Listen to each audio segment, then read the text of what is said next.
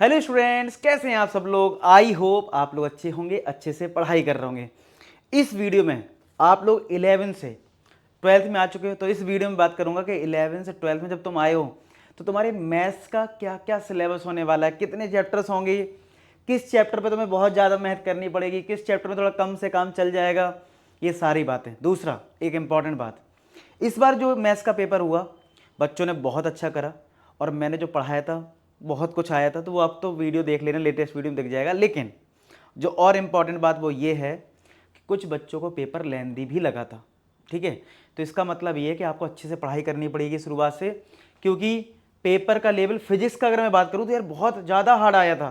ठीक है, तो कहने का मतलब है कुछ भी लेवल आ सकता है, आपको पढ़ाई बहुत अच्छे से करनी पड़ेगी। अगर आप सिंसियर स्टूडेंट, आप चाहते हो कि आपको कल के दिन 100 में 100 फोड़ना है, 100 में 95 लाना है, तो इस तरीके के जो टारगेट है उसके लिए आपको बहुत मेहनत करनी पड़ेगी, डे 1 से मेहनत करनी पड़ेगी। ठीक है, तो फिलहाल तो अभी मैं इस वीडियो में बात करता हूँ कि क्या क्या सिलेबस है।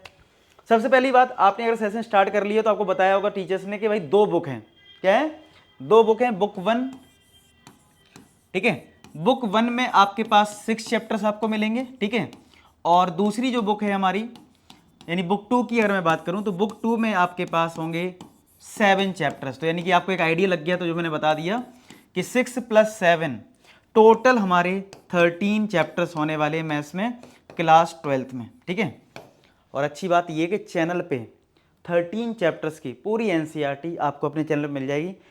प्लेलिस्ट में जाना, प्लेलिस्ट में आपको देखने को मिल जाएंगी।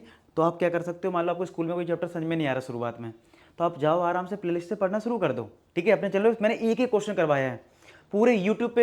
एनसीईआरटी का एक एक क्वेश्चन शायद से किसी ने, मुझे अभी तक नॉलेज है, नहीं करवाया, बाद में किसी ने करवाया तो मुझे आइडिया नहीं है, लेकिन हाँ मैंने जितना सर्च किया उसमें नहीं है। तो आपको बहुत अच्छा कंटेंट मिल जाएगा, एक एक क्वेश्चन मैंने सॉल्व करवाया, तो एक बार जरूर चेक करना है। ठीक है, तो अब ये चीज़ होगी, चलो 13 चैप्टर से ये भी पता लग गया। अब बात करते हैं जो सीबीएसई ने जो सिलेबस है आपके लिए वो कैसा डिजाइन करा है। उसके अकॉर्डिंग देखो, ये है टोटल 6 कैटेगरी में, यानी 6 यूनिट्स में डिवाइड कर दिया इसको। क्या? 6 यूनिट्स में, जिसमें पहली यूनिट का नाम रखा गया रिलेशन फंक्शन, दूसरी जो यूनिट है उसका नाम अलजेब्रा रखा गया, तीसरी यूनिट कैलकुलस, फिर हमारी 4th यूनिट है वेक्टर एंड 3D, फिर हमारा लीनियर प्रोग्रामिंग और एक है प्रोबेबिलिटी। तो यानी कहने का मतलब क्या हुआ, जो टोटल 13 चैप्टर्स थे उनको इन 6 यूनिट्स में डिवाइड कर दिया गया। और इनकी वेटेज भी बताई है कि जैसे आपकी जो पहली यूनिट है रिलेशन फंक्शन, वो टोटल आपके बोर्ड एग्जाम में कितने नंबर का आएगा? 8 मार्क्स का आएगा। दूसरी यूनिट आपकी जो अलजेब्रा है वो कितने नंबर का आएगा? 10 मार्क्स का आएगा। कैलकुलस की बात करूं भैया 35 मार्क्स, समझ रहे बात को? यानी आपका पेपर जो है वो 80 मार्क्स का होता है, 80 में 35 कैलकुलस से है। और आपने अगर अपने सीनियर से कभी बात करी तो वही कहते हैं कैलकुलस भैया पढ़ लो अच्छे से, बहुत से अच्छे कैलकुलस के चैप्टर छोड़ देते हैं 1-2, तो वो आपको नहीं करना, शुरुआत से पढ़ना है। वेक्टर एंड 3D कितने नंबर का है? 14 मार्क्स का। ये आपके लिए पता स्कोरिंग होता है वेक्टर एंड 3D, मैं आपको सीधा बोलूं, क्योंकि इसमें बहुत ज्यादा क्वेश्चन नहीं करने होते हैं और 14 मार्क्स सिक्योर होते हैं। कैलकुलस में 35 करने के लिए तुम्हें मतलब बहुत नेक्स्ट लेवल प्रैक्टिस करनी होती है। लीनियर प्रोग्रामिंग बहुत आसान सा चैप्टर है, 5 नंबर का क्वेश्चन। प्रोबेबिलिटी एक ही चैप्टर है, 8 नंबर का क्वेश्चन आएगा इसमें से। ठीक है, तो ये हो गया ओवरव्यू। अब ये भी जान लेते हैं कि पर्टिकुलर एक यूनिट में कितने चैप्टर्स हैं। तो अगर मैं पहले फर्स्ट यूनिट को देखूं तो फर्स्ट यूनिट में अगर आप देखोगे तो हमारा पहला चैप्टर है रिलेशन फंक्शन। अब आप अपनी बुक खोल सकते हो एनसीईआरटी की, उससे देख सकते हो। और इनवर्स ट्रिग्नोमेट्री फंक्शन, यानी पहली जो यूनिट है उसमें आपके 2 चैप्टर कवर हो गए। कौन कौन से?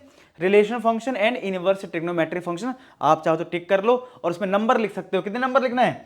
आप नंबर लिख लो कि ये दोनों चैप्टर जो है वो हमारे कितने नंबर के आएंगे? 8 मार्क्स के आएंगे। यानी कि आपकी जो यूनिट 1 है, इनमें 2 चैप्टर्स हैं और ये दोनों चैप्टर मिला के आपका 8 मार्क्स का आएगा। यानी कि आपका हाफ ईयरली एग्जाम होगा, हाफ ईयरली तो नहीं बोलूंगा, जो फाइनल टेस्ट होंगे उसमें इस तरीके का पैटर्न देखने को आपको मिलेगा। फिर आगे आते हैं अपने सेकंड यूनिट पे, जिसका नाम है अलजेब्रा। ठीक है, अलजेब्रा में क्या क्या है देखो, इसमें आपके 2 चैप्टर आ रहे हैं मैट्रिसेस और डिटरमिनेंट्स, और इसमें देखो तो 10 नंबर का है। कितना है आप चेक कर सकते हो, देखो मैट्रिक्स और डिटरमिनेंट्स कितने नंबर का है? 10 नंबर्स की है अलजेब्रा। तो भैया ये तुम्हारा 10 नंबर का हो गया, और ये भी चैप्टर्स ठीक हैं, मतलब आपको बहुत परेशान नहीं करेंगे। तो इनमें आपको 10 मार्क्स मिले जाएंगे अगर आप अच्छे से करते हो। बाकी क्या क्या है आप देख सकते हो, मैट्रिसेस में आपको क्या क्या पढ़ना है तो आप ये नोट कर सकते हो। वैसे नोट करने की इतनी इजाजत नहीं, आप चाहो तो इसका स्क्रीनशॉट ले सकते हो। मैं साइड हो जाता हूं कि भाई कौन कौन से टॉपिक पे आपको कमांड करनी है, क्या क्या चीजें आपको पढ़नी है। ठीक है, क्लियर होगी बात। तो मैट्रिसेस हो गया, एक डिटरमिनेंट्स आपका चैप्टर हो गया। फिर इसके बाद आपका चैप्टर आता है यूनिट 3, जिसका नाम है कैलकुलस, जिसके बारे में मैंने बोला कि भाई कैलकुलस एक ऐसा पार्ट है पूरी बुक में, ठीक है, जो 35 मार्क्स के आसपास आपको देखने को मिलेगा।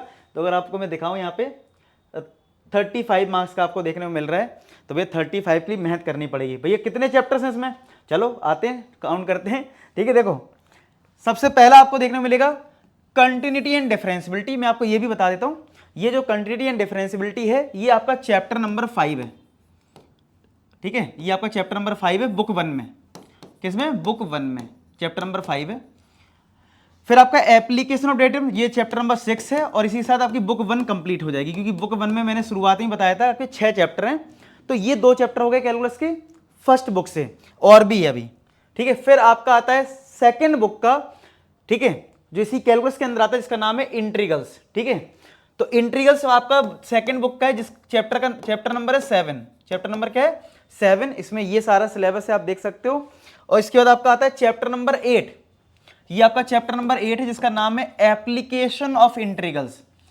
फिर आपका आता है चैप्टर नंबर 9 डिफरेंशियल इक्वेशन, यहां तक। यानी चैप्टर 9 जो है सेकंड बुक में, यहां तक कैलकुलस का पार्ट है। इसका मतलब अगर समराइज करूं तो क्या हो गया, यानी ये हो गया चैप्टर 1 से लेके, सॉरी चैप्टर नंबर 5 से लेके चैप्टर नंबर 9 तक, यानी 5, 6, 7, 8, 9 5 चैप्टर हैं जो 35 मार्क्स आपको दिलाएंगे। ऐसे जो 5 चैप्टर हैं जो आपको कितने नंबर दिलवाने वाले 35 मार्क्स दिलवाएंगे आपको, ये 5 चैप्टर्स। क्लियर है बात यहां तक, ओके। तो ये हो गया कैलकुलस का पार्ट जो 35 मार्क्स का था। इसके बाद अगर मैं बात करूं, इसके बाद देखो कौन सी यूनिट है हमारी, इसके बाद हमारी यूनिट है वेक्टर एंड अलजेब्रा, जो कि 14 मार्क्स का है, और फिर 3D भी इसमें, और इसके बाद लीनियर प्रोग्रामिंग 5 नंबर का और 8 नंबर का प्रोबेबिलिटी है। तो अगर हम देखें वेक्टर को और 3D को, जो कि 14 मार्क्स का है, वेक्टर और 3D हमारा कहाँ गया, ये यूनिट नंबर 4 आ गया, ठीक है। क्या आ गया हमारा, यूनिट नंबर 4। पहली यूनिट हो गई हमारी क्या, फंक्शन वाली यूनिट होगी, जिसमें रिलेशन फंक्शन इनवर्स ट्रिग्नोमेट्री आ रहा है। फिर हमारा सेकंड यूनिट आया अलजेब्रा, थर्ड आया calculus, fourth unit I vector and 3D, जिसमें वेक्टर हमारा चैप्टर नंबर 10 है और चैप्टर नंबर 11 हमारा 3D है, ठीक है। इनसे आप 14 मार्क्स गेन कर सकते हो। क्या कर सकते हो, इन दोनों चैप्टर से 14 मार्क्स गेन कर सकते हो, और यहां पे आपको थोड़ी कम मेहनत करनी पड़ेगी और आप ज्यादा स्कोर कर सकते हो। अभी मैं आपको ये बता दूंगा किस में कम में काम चलेगा, किस में ज्यादा में। अगर यूनिट 5 की बात करें, एक ही चैप्टर है लीनियर प्रोग्रामिंग, जो कि चैप्टर नंबर 12 है, और इसमें 5 नंबर का आपका रहेगा पेपर में। और लास्ट जो यूनिट है चैप्टर 6 है, इसमें भी एक ही चैप्टर है प्रोबेबिलिटी, जो कि 8 नंबर का रहेगा, 8 मार्क्स का। अब मैं बात करता हूं एक एक करके इन सारे चैप्टर्स में कि भाई किसमें तुम्हें ज्यादा एफर्ट मारना पड़ेगा। प्रोबेबिलिटी करना पड़ेगी मेहनत, एलपीपी कम प्रैक्टिस करनी पड़ेगी, काम हो जाएगा, ठीक है। Vector and 3D come practice में काम हो जाएगा, परेशान करने वाली एक अलग बात है।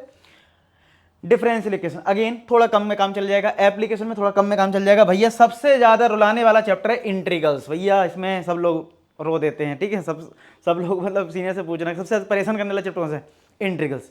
जितनी भी प्रैक्टिस कर लो कम है, ठीक है। तो ये चैप्टर में आपको प्रैक्टिस बहुत अच्छी से करनी पड़ेगी, एप्लीकेशन ऑफ डेरिवेटिव की बहुत अच्छी से प्रैक्टिस करनी पड़ेगी, क्वांटिटी एंड डिफरेंशियबिलिटी की भी बहुत ज्यादा अच्छी प्रैक्टिस करनी पड़ेगी आपको, ठीक है। यहाँ पे डिटरमिनेंट और मैट्रिसेस, ठीक है, थोड़ा हल्के चैप्टर में हो जाएगा, ठीक है। फिर आपका इनवर्स ट्रिग्नोमेट्री, ठीक है, ट्रिग्नोमेट्री अगर स्ट्रॉन्ग है तो ठीक लगेगा, अदरवाइज थोड़ा सा प्रॉब्लम कर सकता है। रिलेशन फंक्शन थोड़ा सा मतलब कॉन्सेप्चुअल थियोरटिकल थोड़ा दोनों मिक्स है, तो ये थोड़ा सा बच्चों को शुरुआत में थोड़ा टफ लगता है, बाद में आसान हो जाता है। तो ये है इसका ओवरव्यू चैप्टर्स का। लेकिन आप इस बात को समझो, इजी और हार्ड आप बनाते हो। आप ये समझ लो, अगर तुमने ढंग से मेहनत करी तो तुम इसी चैप्टर को आसान बना दोगे, और तुम नहीं पढ़ोगे तुम उसी चैप्टर को टफ कर दोगे। तो हार्ड और इजी की अगर मैं बात करूं तो वो तुम पे डिपेंडेंट है। अगर तुम शुरुआत से ढंग से पढ़ाई करोगे तो कोई दिक्कत नहीं होने वाली, सब बढ़िया से चलेगा, सब मजे से होगा, और तुम्हारे अच्छे नंबर भी आएंगे। लेकिन तुम अगर ढंग से पढ़ाई नहीं करोगे तुम इसको आसान टफ कर दोगे, ठीक है। बाकी मैं तुम्हारी पूरी हेल्प करूंगा इस सेशन में, ठीक है। वीडियो को लाइक कर देना, अपने फ्रेंड्स में भी शेयर कर देना सिलेबस को, और बाकी क्या क्या रिक्वेस्ट है नए सेशन की आपके लोग कमेंट सेक्शन में जरूर बताना। बाकी मिलते हैं नेक्स्ट वीडियो में, तब अपना ख्याल रखो, पढ़ाई करते रहो। लास्ट में एक ही बात बोलूंगा कि आप सभी सफल हो। धन्यवाद।